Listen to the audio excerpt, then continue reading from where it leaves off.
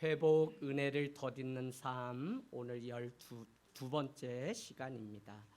여러분, 저는 2023년도가 우리 모두에게, 특별히 신앙인이든지 그러하지 않든지 상관없이 너무 중요한 해를 우리가 맞이했다 하는 생각이 듭니다.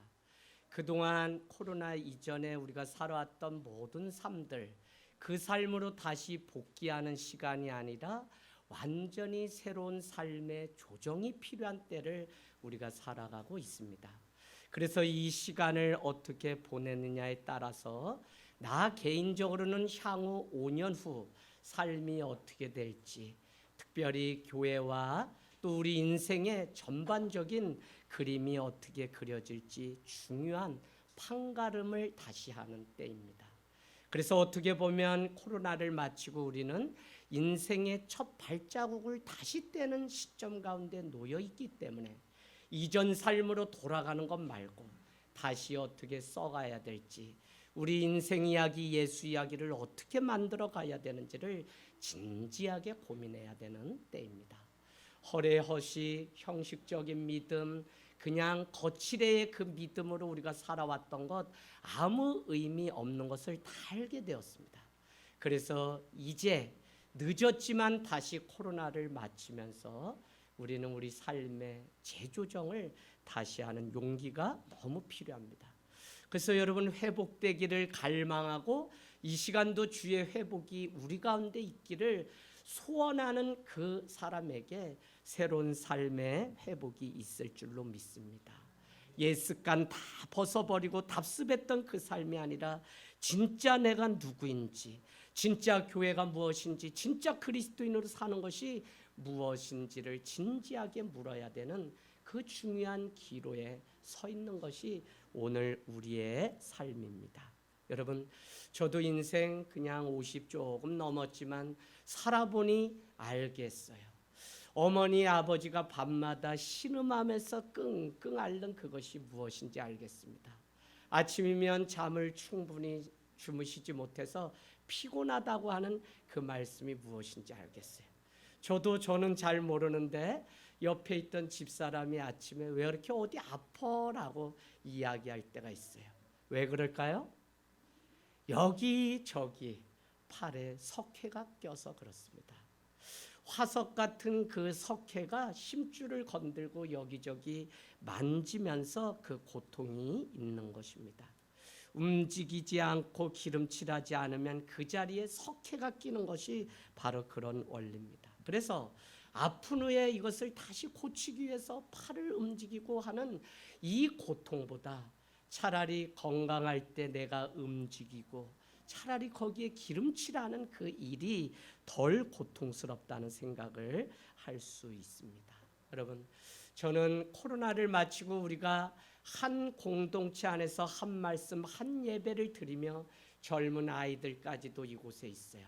매주 마음 가운데 마지막 타이핑을 하기까지는 얼마나 목회자로서 더 많은 고민을 하는지 모릅니다. 단순히 신앙의 대상이 하나님으로 바뀌었고 단순히 엄마 아버지의 손에 이끌려서 모태신앙이기 때문에 나온 그것으로는 오래가지 않는 것을 알기 때문에 여기에 있는 우리 아이들이 어떻게 하면 인격적으로 주님을 만나고 자기 삶에 내가 주인이었는데 하나님으로 주인이 된다는 것이 어떤 의미인지를 비로소 눈을 뜨기 시작할 때 이 아이들은 누가 떠밀어서가 아니라 내가 만난 예수 그리스도, 그분을 붙잡고 살아갈 수 있기 때문에 정말 질문을 던지면서 설교를 시작해 볼까? 아니면 증명해내는 변증의 설교를 해볼까? 많은 생각이 있습니다. 이것이 합리적이다, 과학적이다의 문제가 아니라 이것은 생명의 문제고 믿고 안 믿고의 문제는 우리의 영원한 생명의 문제. 저는 특별히 살아보니까 그래요. 모든 것 많이 이뤘어요. 많이 누렸어요. 그러나 그것도 나를 지켜주지 못할 때가 있는 것을 이미 경험한 저였기 때문에 우리 아이들이 세상의 부추김에 쫓겨서 어떤 것을 이루기 위해서 열심히 살지만 그것도 전부가 아닌 것을 빨리 알고 자기가 주님 손 붙들고 살아가는 삶이었으면 하는 마음에서 더 그렇습니다. 여러분, 우리가 가만히 생각해 보면 그동안의 우리의 신앙이라는 것은 아무리 많은 헌신과 예배와 많은 것들을 행위적으로 했다고 해도 주인이 주님이 아니라 내가 주인일 때가 너무 많았다는 생각이 듭니다. 그것은 무슨 얘기냐면 너무 자기 중심적인 신앙생활을 우리는 여태까지 해왔던 거예요. 누가 알아주는 그것, 그래서 내가 기도를 많이 했기 때문에, 내가 헌신을 많이 했기 때문에, 내가 뭘 많이 했기 때문에 하나님이 복을 주신다고 믿는 기복신앙, 자기 중심성을 깨트리지 못하기 때문에 내 삶의 주인이 주님이 아니라 정말 내 자신이 그 자리에 앉아있는 현대의 이 교회들을 보고 성도들을 볼 때 정말 이것이 깨지고 다시 주님의 그 자리로 돌려드리는 그것이 무엇인지를 생각해 보게 됩니다. 여러분, 기준이 내게 있지 않고 이것이 다시 주님께로 돌려지는 이 삶, 특별히 여러분 지난주 말씀 기억나시나요? 우리에게도 내 삶을 리플렉션 성찰해 볼 수 있는 거울이 필요한데, 우리가 지금까지 가지고 있는 거울이라고 하는 리플렉션 성찰의 이 거울은 무엇이냐면 다른 사람보다 내가 낫기 때문이라고 하는 우월의식의 거울, 다른 사람보다 내가 못하다고 하는 열등의식의 거울, 거울이 주님의 말씀도 아니고 내게 있는 기준도 아니고 다른 사람에 비추어서 왜곡된 거울을 가지고 살아가기 때문에 우리는 오랜 세월 신앙생활하지만 결국 주님을 한 번도 인격적으로 만나지 못한 채 살아가는 우리의 모습을 볼 수 있습니다. 여러분, 오늘 우리가 읽은 말씀에도 늘 신약의 불편한 사람처럼 등장하는 한 사람이 등장합니다.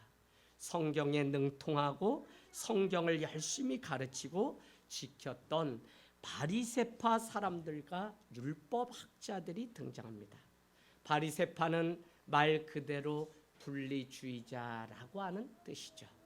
겉과 속이 너무 다른 것을 우리는 바리새인 또는 분리자라고 그렇게 얘기합니다. 그렇지만 그들은 유대인 중에 리더의 역할을 했고 율법 해설집을 만들고 수백 개의 규례를 만들어서 경건의 척도가 마치 바리새파에게 있는 것처럼 그렇게 살아가는 게 바리새파입니다. 여러분, 오늘 율법 학자들도 종종 등장하는데 그들은 바리새파 사람들보다 더 유서 깊은 학자들입니다. 구약 시대 때부터 율법을 필사하고 연구해서 가르쳤던 전문학자, 오늘날로 말하면 그들은 신학자에 준하는 사람입니다.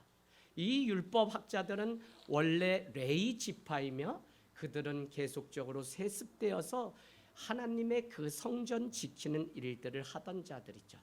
심지어는 그들은 왕정 시대가 되면서 왕을 도와서 국가의 중요한 문서를 기록하고 정리하고 보관하는 일을 했던 자들이 율법학자입니다. 어떤 때는 성전 창고를 관리하기도 하고 군인을 징발하는 일에까지 참여했던 사람들이 율법학자입니다. 다만 이스라엘이 패망하여 포로기로 가자 그들은 본래 자기의 모습으로 돌아가서 다시 율법을 연구하고 가르치는, 회당에서 가르치는 교사의 역할을 했던 사람들이 바로 율법학자죠. 그러나 그들은 대부분 바리새파이며 어느 정도가 되면 사내들인 공예, 니고데모와 같은 자리에 가는 자들입니다. 어쨌거나 바리새파나 율법학자들은 당시 시대가 인정한 공인된 지도자입니다. 그런데 제가 오늘 여러분께 드리려고 하는 말씀은 무엇이냐면, 말씀을 기록하고 필사하고 연구하고 또 가르치는 자리에 있다면 우리가 말씀이 내 삶에 와 닿아서 내가 말씀이면 변화된다는 믿음이 있기 때문에 우리도 말씀 앞에 우리 자신을 세우는데, 왜 오늘 바리새파와 율법학자들은 그토록 말씀하는데 예수님과 늘 대립각을 세우는 자였냐는 것입니다. 더 쉽게 말씀드리면 오늘날 현대를 살아가는 우리도 태어날 때부터 모태신앙이고 교회를 그래도 20년 30년 다녀서 누구보다도 말씀을 많이 아는데 왜 내 삶에 변화가 없냐고요. 여러분 중요한 질문입니다. 말씀을 사랑하고 말씀을 알면 누구보다도 더 많이 변화된 사람이 바리새파요 율법학자인 게 맞잖아요. 그런데 오늘 우리가 신약 사복음서를 읽으면 전혀 그렇지가 않다는 것입니다. 여러분 정작 자신들은 변하지 않은 채 그렇게 살아가는 사람들이 바로 바리새파입니다. 그런데 오늘 우리가 읽은 말씀 37절에 보니까 한 바리새인이 자기와 함께 예수님을 초대해서 정심을 잡수시려고 청했는데 문제가 생겨버렸어요. 당시 풍습에 의하면 이방인을 만나거나 불결한 것을 접촉하면 반드시 손을 씻고 들어오게 되어 있는데 오늘 38절에 보니까 잡수시기 전에 예수님은 손을 씻지 않으셨다는 거예요. 그리고 바리새인들은 이 예수님의 행동을 기 이상히 여겼다는 것입니다.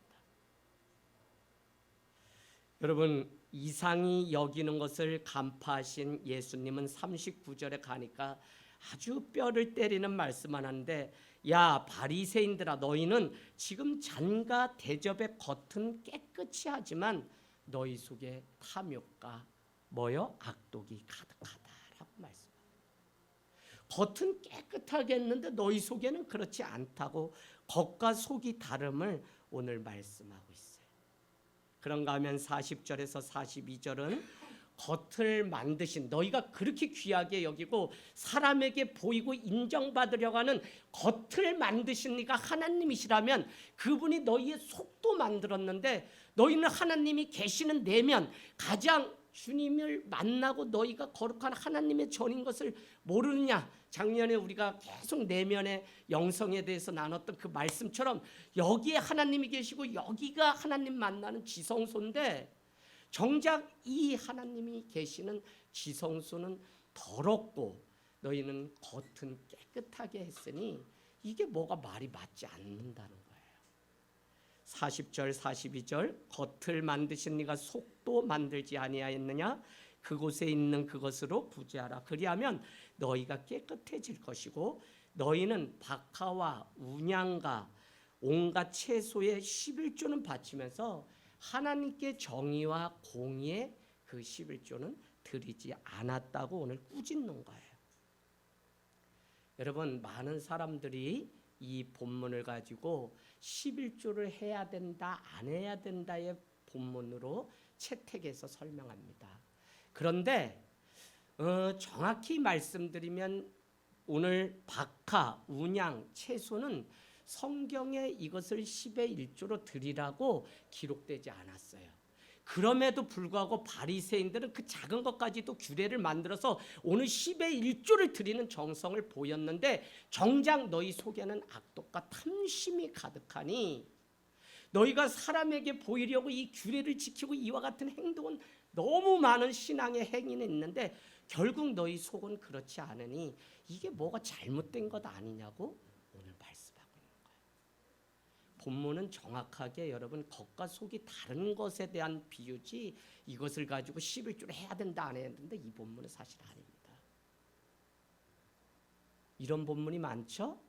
길가에 돌밭에 돌가에 가시덤불에 했지만 기운이 막혀서 그 열매가 자라지 않는 거예요. 그런데 좋은 땅에 떨어졌다는 것은 30배, 60배, 100배 열매를 얻는다. 그러면 여러분 더 속지 마세요. 30배, 60배, 100배 열매라는 것은 좋은 땅에 떨어진 말씀이 그렇다는 거예요. 우리 10년 가운데 좋은 밭이 돼서 말씀이 그곳에 임하면 30배, 60배, 100배 축복이 있다고 기도하는 게 정확한 것이지 뭘 우리가 헌금을 하면 이게 막 뻥튀기처럼 막 이렇게 근데 그거에 우리는 너무 익숙해서 한국교회가 너무 잘못 가요. 제가 젊기 때문에 쓴소리하는 게 아니라 저도 그 앞잡이에 늘 살던 괴로움 때문에 아예 누가 건들지 않는 곳에 좀 없나 해서 이 오산이라고 하는 척박한 땅까지 내려왔으니 거칠 게 뭐 있어요 이제. 여러분 말씀을 말씀되게 믿고 이 본문을 앞뒤 다 그 부분만 꺼내서 읽으면 절대 안 됩니다. 그래서 오늘 오후에 마가복음을 통째로 성경 깨뚫어 읽기를 하는 것은 여러분이 말씀을 제대로 이해하고 제대로 읽을 수 있도록 신학 개론을 여러분께 1시간 정도 같이 나누면 여러분이 16장 마가복음을 호기심도 나고 궁금증이 풀렸으니 집에 가서 이제 읽기 시작해서 계속 하늘땅교회는 말씀 읽고 말씀대로 살아가는데 우리가 하는 거지 무슨 프로그램이 많거나 그렇지는 않아요. 자, 그래서 여러분 오늘 너희가 자꾸 사소하는 거는 10분의 1도 드리는데 하지만 예수님은 이 사실을 이미 알기 때문에 그는 너희 안에 없는 게 있는데 그게 뭐냐? 정의와 공의가 사랑이 없다는 거예요. 그러니까 겉만 번지름하게 그냥 신앙인인 것처럼 살아가지만 그렇지 않다고 오늘 책망하는 거예요. 여러분 사람 다 흔들리면서 살죠? 다 흔들리면서 살아요. 그래도 여러분이 놓치지 말아야 되는 게 그 중심이 하나님께 있는 사람은 흔들리면서 가도 주님이 정해놓은 그 경계선 안에서 흔들리면서 가는 일관됨이 그 안에 있어요. 그걸 보고 사람들은 저 사람이 비록 사람인지라 이 땅에서 눈물도 흘리고 쏟기도 하고 넘어지기도 하지만 그는 하나님 앞에 서려고 몸부림친 사람 이렇게 정의를 내려요. 근데 이 기준도 없게 되면 그냥 왔다리 갔다리가 그냥 사람 따라 소문 따라 구경꾼으로 무리로 그래서 마가복음은 제자와 무리를 계속 강조하는 복음입니다. 마가복음 오늘 오해하겠지만 믿음 다른 거 아니에요. 마가복음이 말하는 제자도는 잘 죽는 것입니다. 그렇기 때문에 사도 바울은 갈라디아 2장 20절에 너희가 이제는 예수 그리스도의 십자가에 못 박아 죽고 그와 더불어 내 안에서 예수 그리스도와 함께 사는 거예요. 그래서 죽어야만 살 수 있어요.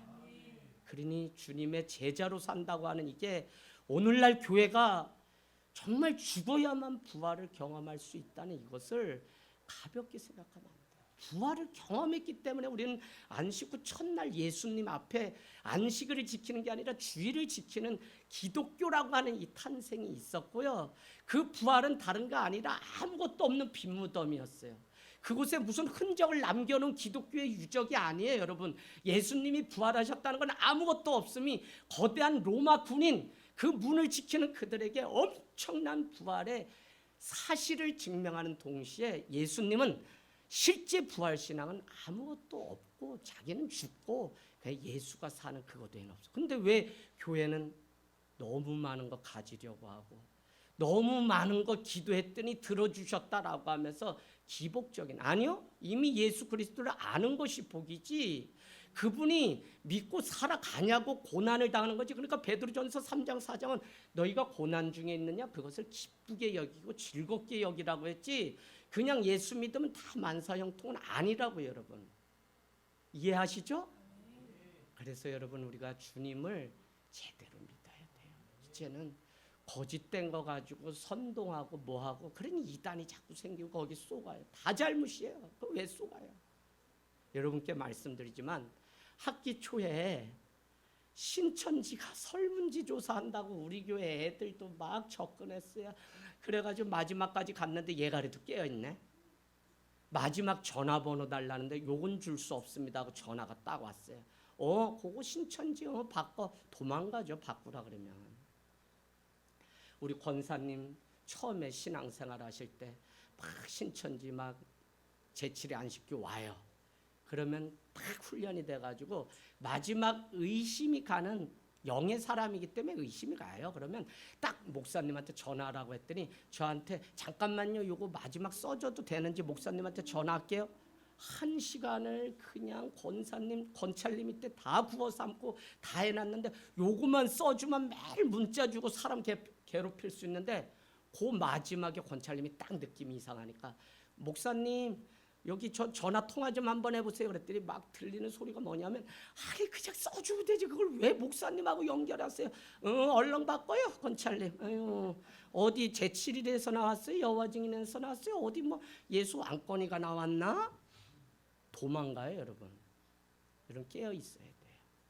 그래서 우리가 믿음 생활 바로 깨어서 바로 믿고 바로 알지 않으면 우리가 스스로 속아서 넘어가는 짓. 43절 보세요. 오늘 이 바리새인들은 뭐라고 하냐면 사람들의 눈에 보이는 대표적인 두 가지 평가가 뭐냐면 회당의 높은 자리에 앉는 거. 우리가 이렇게 회의를 하고 자리를 알면 늘 그냥 가장 높은 자리에 임금되기를 좋아하는 자들이요. 마가복음이 뭐라고 그러죠? 너희는 임금되기를 좋아하는데 그렇지 않음이여. 리더십을 보여주던 예수님은 너희는 그렇지 않음이여. 인자가 온 것은 많은 사람의 대속물로 왔다고 말씀하고 있습니다.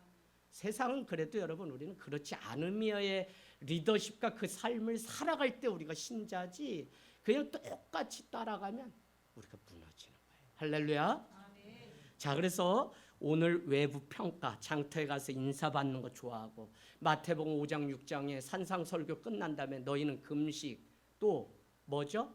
기도 쭉쭉 구제 이야기하면서 뭐라고 했냐? 너희 여기서 많은 사람에게 칭찬받으면 하늘에서 받을 상급이 없다. 오른손이 하는 걸 왼손이 모르게 할 정도로 너희 드러내지 말라라고 하면서 바리새인들을 책망했던 말씀처럼 그들은 시장 어귀에 가가지고 그저 대우받는 거 좋아하고 뭐 모였다 하면 거기에 그냥 내가 왕이라고 그 자리에 앉는 거를 너무 좋아하는 자들입니다. 그런데 여러분 그들을 향해서 주님은 오늘 평토장한 무덤 같다라고 얘기했죠. 무덤이 봉분이 이렇게 있잖아요. 근데 그러지 않고 일반 길같이 쭉 평평한데 그 아래 시체를 매장하는 것을 오늘 평토장한 무덤 같다. 그 얘기는 뭐예요? 아래는 시체가 지금 썩고 막 죄로 얼룩져서 막 죽고 있는데 사람들은 정작 자신들은 그것도 모른 채 그냥 그게 길인지 알고 태연하게 지나가고 있는 껍데기로만 존경을 받고 박수를 받는 아무 의미 없는 신세를 오늘 이렇게 말씀하고 있는 것입니다. 여러분 겉을 아무리 가꾸어도 속이 변하지 않으면 문제예요. 그래서 베드로전서 3장이 우리에게 말씀합니다. 하나님의 집을 심판함으로 믿지 않는 자가 당할 심판이 무엇인지 기억하셔야 돼요. 여러분 교회를 먼저 심판한다고. 믿지 않는 자의 심판은 당연한 거지. 근데 믿는 자도. 그래서 마태복음 뭐라 그랬어요? 양과 염소로, 마가복음은 알곡과 가라지로, 또 누가복음은 좋은 열매와 나쁜 열매로 다 심판의 기준이 각 복음서마다 다 있어요. 그래서 여러분 우리가 정확히 믿는 것이 얼마나 중요한지 모릅니다. 근데 거기 이런 표현이 있죠? 너희가 아직도 육체에 남은 때를 이제는 육체를 따라 살지 않고 정욕대로 살지 않게 하려고 고난을 주었다고 말씀해요. 그러면서 너희 중에 불시험 당하거든 이상히 여기지 말라고 우리에게 말씀하죠. 근데 거기 쭉 읽다 보면 아내들이여 남편들이여 하는데 믿는 아내가 믿지 않는 남편을 만나면 너희는 겉도 단장하지만 너희의 심령을 안정되게 해서 너희 남편 믿지 않는 자를 구원의 길로 인도하라고 얘기해요. 남편은 아내를 어떻게 하라 그래요? 같이 하늘의 상급을 이어받을 자로 연약하여 깨질 그릇으로 여기고 존귀하게 아내 사랑하라고 우리에게 말씀하고 있어요. 여러분 남편을 움직이는 게 겉모양도 깨끗하지만 안정된 심령으로 그 남편을 품으라고 하는 이것이 무엇이냐면 결국 남편이 주님께 돌아올 수 있는 방법은 다른 거 없어요. 우리 안에 정말 속과 겉이 같아야 돼. 자, 그래서 여러분 오늘 예수님의 말씀처럼 우리는 두 세계에 살고 있다는 것을 늘 기억하셔야 돼요. 하나는 겉으로 눈에 보이는 세계, 이것은 사람들이 보고 평가하는 세계입니다. 그러나 보이지 않는 세계, 우리 심령이죠. 그 심령은 뭐가 왜 중요하냐면 보이지 않지만 동기, 과정, 목적 그게 다 숨겨져 있어요. 그래서 분별해야 돼요.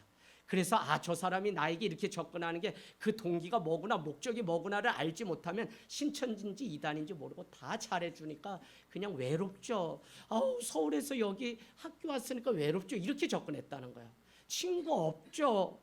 그래서 좋은 사람들 소개하고 동아리가 있으니까 설문조사 좀 하려고 해요. 그러니까 모르니까 이제 하게 된 거야. 큰일 납니다.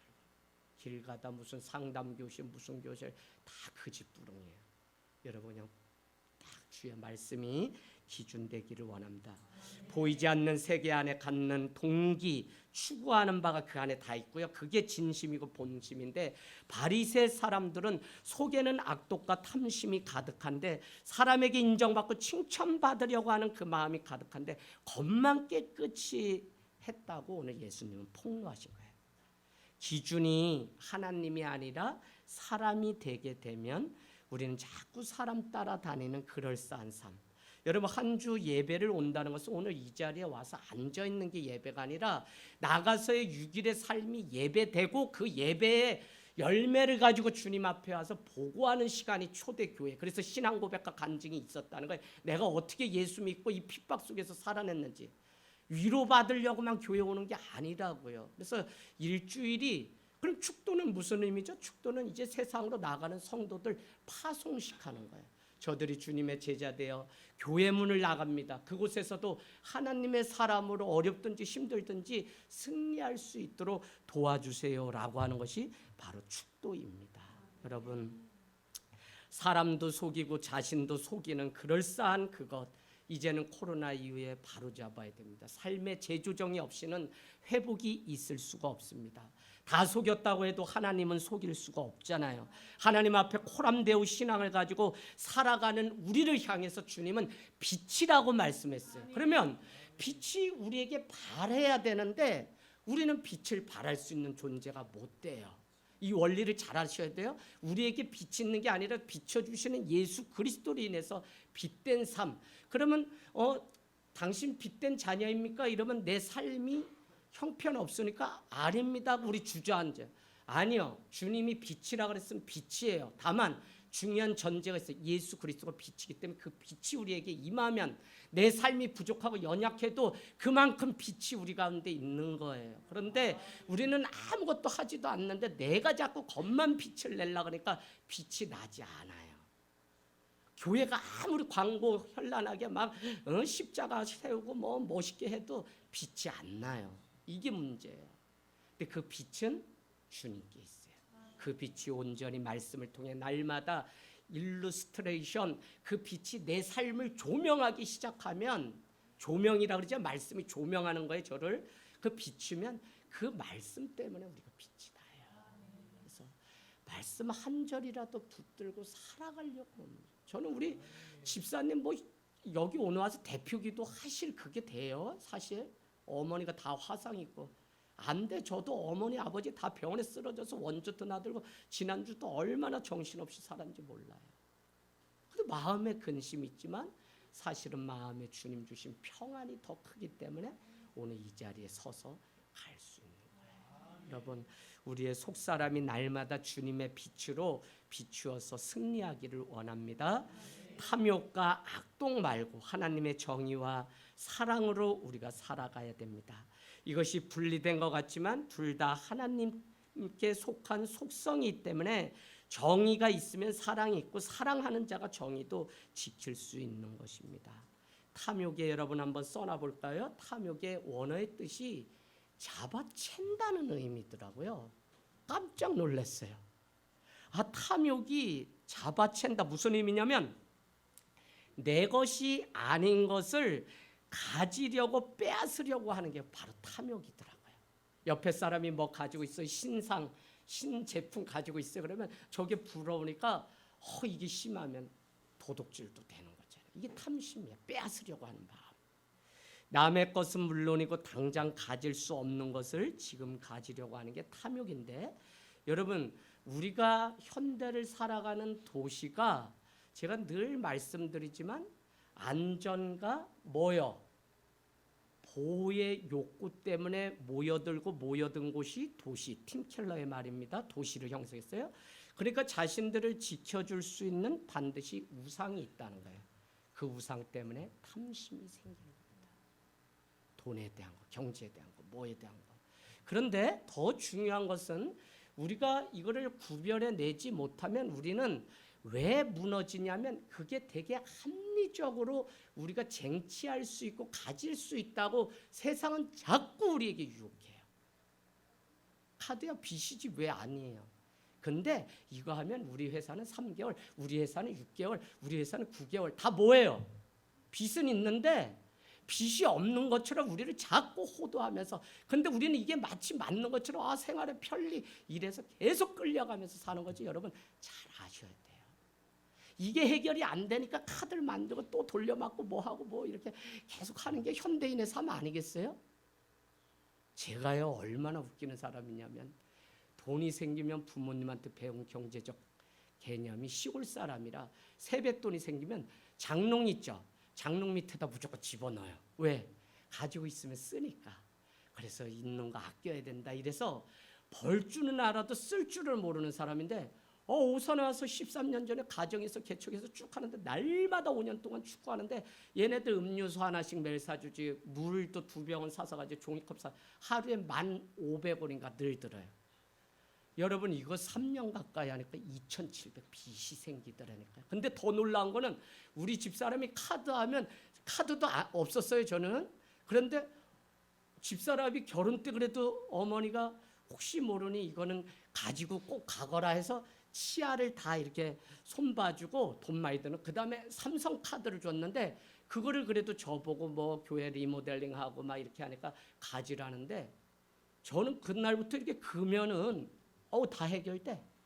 긋다 보니까 됐대. 그런데 더 놀라운 거는 자재 들어오는데 500 막 이러면 좀 써봤으면 어떻게 돼요? 이게 몇 개월 할부 뭐 이런 게 있잖아요. 다 일시부에 다 표시해놨어. 그러니 목재 오죠. 이렇게 아무것도 모르는 사람도 그냥 카드가 주는 그 혜택을 맛보니까 세상 돈이 다 나 중심으로 돌아가고, 그러다 보니까 3천 빚이 생기더라고요. 그리고 우리가 살아가는 이 탐욕이라는 것은 합법적인 방식으로 거짓인데도 계속 우리를 속여서 그럴싸하게 그것을 손에 넣고야 말게끔 만든다는 거예요. 그렇다면 악독도 여러분 써놓으세요. 악독은 계획을 가지고 행하는 악의, 계획적으로 악의를 갖는 게 악독입니다. 악독은 자신에게 함몰돼서 자기 이익을 위해서라면 무엇이든지 하려고 하는 것. 여러분 오늘날 우리가 사는 세상은 나를 자꾸, 너는 너 자신을 위해서 살라고 말하잖아요. 나의 재미, 나의 쾌락, 나의 성공이 제일 중요하다고. 그러니까 점점 공동체가 다 깨져서 오늘 모인 이런 것, 군대 가도 공동체가, 유일하게 남은 공동체가 군대라나 봐야 단합 행동을, 단체 행동을 할 수 있는 곳이, 가정도 다 각자.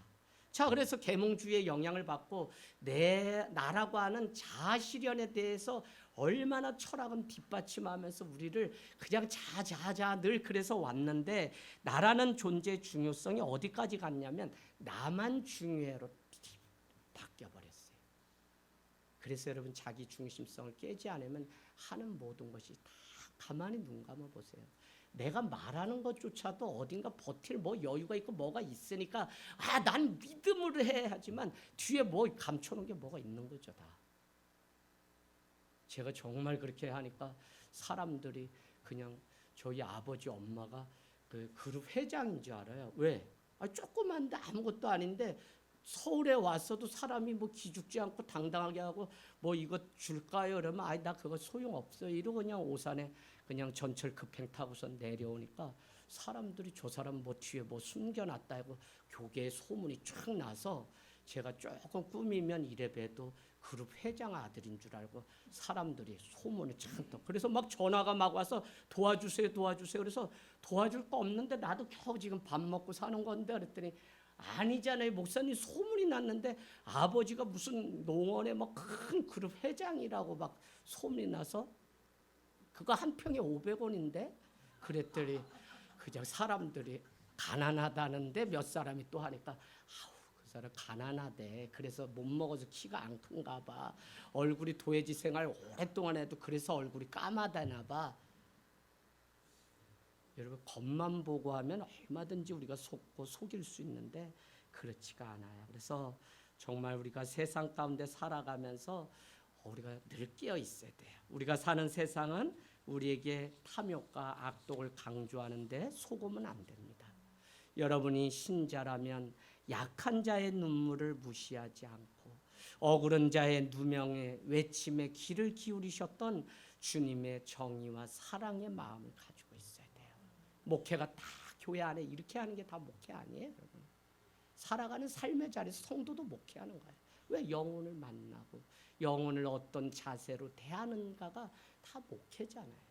지나가는데 누가 슬퍼하고 누가 힘들어하는데 그 파지 주셔서, 근데 우리 아들이 내일이면 군입돼야 되는데 사고를 쳐놨어요. 그 사고가 뭐냐면 병점역에 택시 운전수가 외국인을 태웠는데 바가지 요금을 씌우는 걸 또 현장 포착했으면 군입대 조용히 하면 되는데 그것도 싸워가지고 왜 외국인한테 그러냐 이래나가지고 그 문제만 만들고 나인데 해결하라고 그러고서 자기는 군대 가요. 그러면 아버지가 그게 속상하냐? 그렇지 않아요.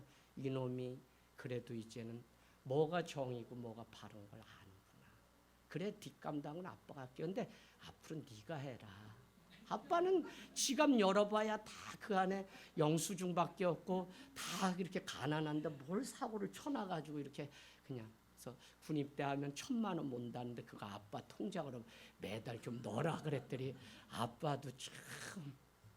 제가 심지어는 야 용호야 너 군대 월급 받을 건데 이번에 대게 좀 한번 먹어보자. 그거 30, 40 든다는데 그거 먹어보자. 아빠 돈 있어요? 그래서 아니 먹어보자 그거. 네 월급 이제 2등병이면 50만 원씩 나오고 병장 되면 100만 원. 가불이라는 게 있는데 좀 먹고 가면 안 되냐? 너 군대 가서 생각나는데? 그랬더니 애가 아빠도 우리 아빠도 죄인. 저도 죄인이죠 죄인. 여러분 참 우리 안에 정의와 사랑을 놓치지 않는 것, 타인에 대해서 이런 마음으로 살아가는 것이 교회고 성도야 됩니다. 죄가 더욱 힘을 발하기 때문에 빛이 드러나지 않는 것인데 하나님을 믿는다는 것이 자기의 이익을 채우기 위한 기복신앙과 자기 중심성이 아니라면 우리는 결국 날마다 죽는 길로 가는 것입니다. 이제는 내가 아니라 예수 그리스도의 십자가와 함께 죽는 것. 렌트 사순절 봄이 곧 온다라는 의미인데 우리는 예수 그리스도를 따라 자기의 정욕대로 살지 않고 죽어야 돼요. 이제는 자기 인정, 자기 연민에 빠져서 바리새인처럼 오락가락하는 인생이 아니라 죽어야 된다니까요. 내게는 아무런 빛도 의도 없음을 알기 때문에 우리는 죽어야만 그 빛이 의가 우리에게 덧입힌 바. justification이 의가 아니라 그건 재판관이 너 죄 없어 그러면 의로운 거잖아요. 세상은 그 justification이 아니에요. 성경이 말하는 의는 righteousness. righteousness는 뭐냐면 죄인이에요. 그러나 의로우신 주님이 그 죄인에게 죄가 없다고 덮어주는 그 의로 말미암아 의로운 의지. 우리는 원래 죄인이에요. 그래서 날마다 주님의 빛 예수 그리스도의 그 말씀이 우리를 조명할 때 우리는 의의 길로 가고 주님이 모든 상황 속에 어떤 길을 택하기를 원하는지 이제는 사람의 말로 여러분 결정하고 뭐 하지 마세요. 정말 주님의 말씀이 있다면 여러분 주님의 말씀. 그리고 여러분 늘 말씀드리지만 지난번에 남설 비전교회 금요 철야 가서 했더니 박수를 받았는데 제가 그 말씀 드렸어요. 더 이상 남편에게 받아야 되는 사랑 교회 와서 안 해준다고 흠잡지 말고 내가 받을 준비가 됐는지 이제는 그걸 정확히 대답할 준비를 해야지. 어느 때까지 옛날 그냥 교회가 사랑이 없어요. 목사님이 사랑을 안. 어이구 옌병. 그 병 중에 가장 큰 병이요. 그 성경에도 기록 안 된 병인데 그 큰일 나. 이렇게 믿어가지고는 평생 교회 다녀야. 그래 잘해주면 교인. 그러지 않으면 그냥 무리. 여러분 이거 정말 애들이 봐도 유치뽕 랄라뽕인 거예요. 여러분. 그러시면 안 돼요. 이제는 기준이 하나님이 되고 말씀이 돼서 겉으로 보여지는 내 모습을 보고 저 사람 믿음 있다. 이거 절대 현혹되지 마세요. 우리 기독교가 자꾸 오직 의인은 믿음으로 말미암아 산다고 해놓고도 행위적인 거에 우리가 계속 왜 그게 목회가 편해요, 여러분. 얼마 헌금하면 권사된다, 장로된다 이게 얼마나 편해요. 근데 여러분 그것 때문에 베드로 성당 지면서 이렇게는 아니라고 해서 종교개혁이 1517년에 일어났는데 왜 현대 교회는 다시 그 길을 가냐고요. 절대 속지 마세요. 그래서 속사람이 날마다 주님으로 가득 차서 주님의 그 공의, 그 정의가 가득 차. 누군가가 그래요. 인생은 끝없이 겸손해지는 훈련의 과정이라고. 여러분 겸손하다는 것은 주님이 우리 삶의 주인이심을 날마다 인정하는 그 삶. 오늘 사람이 아니에요. 기준이 하나님이 기준돼서 그분 앞에 살아가는 저와 여러분이 되시길 주님의 이름으로 축복합니다. 아멘.